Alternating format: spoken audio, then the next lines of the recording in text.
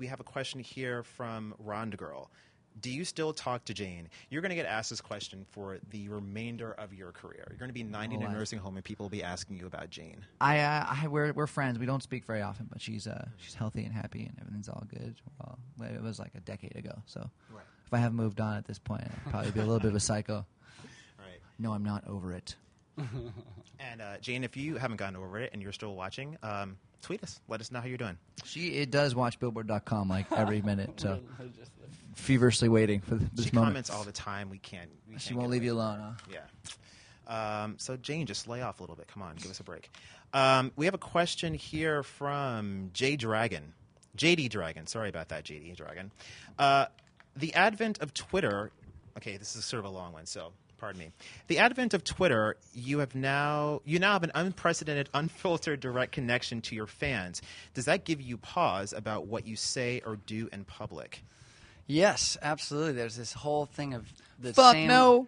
Yeah, Adam doesn't really censor himself. We have to personally oversee all of his The mouth Twitter, of a sailor. so- Yeah, I don't. No, I think it's just a question of tact. It's like you wouldn't say certain things to certain groups of people or people you don't know very well. So on a global scale, you got to use global tact and think about, okay, how old is everybody who reads your Twitter account, and try and just sort of find a like happy I wouldn't medium. like say to Jesse's face that I think he's like a diarrhea head. Maybe I would say it to someone else behind his back. Exactly why I wouldn't say that to you. You know I've never said Yeah, diarrhea is a great word because I think 8-years can get behind that. when and you're sort of laugh sliding at in the it. first and you Difficult to feel a spell. juicy burst. Diarrhea. Diarrhea. That's a great song. It's a great song. See, good. That's the good songwriting I'm talking about. I need to bring that back. The classics. Maybe try to work that into your repertoire on the tour. You never know. Oh, that's part of the show. What were we talking about? Oh, yeah. Well, the good thing about Twitter, about diarrhea. The great thing about diarrhea. No, it's great.